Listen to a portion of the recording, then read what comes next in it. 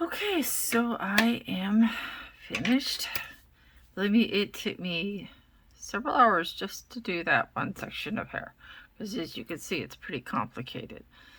Lots of twists and turns and so forth.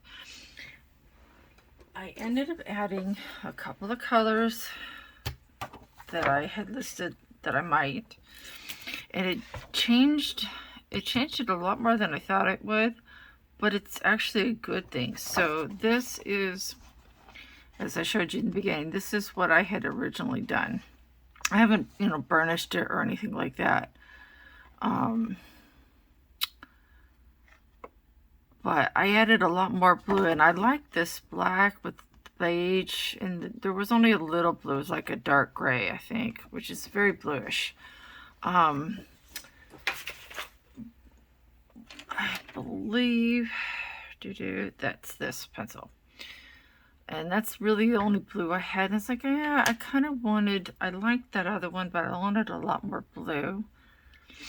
So I did this, and I did most of it on camera, but I did a lot of it off camera because I did not want the video to run really, really long. And it was more of the same set of pencils just being reapplied over and over and again, kind of tweaking it and, adding a little here and a little there, and then burnishing it, which, by the way, this is what my hands look like after I've used one of these.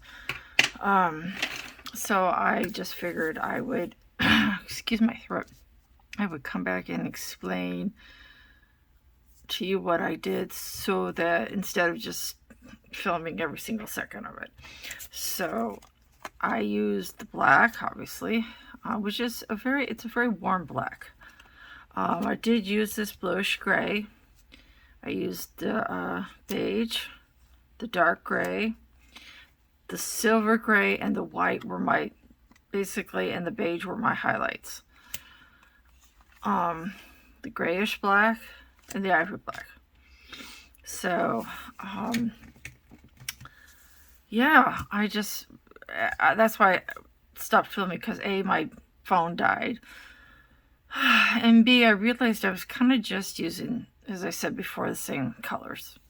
And so I just basically, as you could see from the beginning, I started with the white for my highlights, and then I added in some of the beige and the dark gray and the ivory and the black, and the bluish gray, which I added over this. And then I just kind of kept at it until I was happy with it.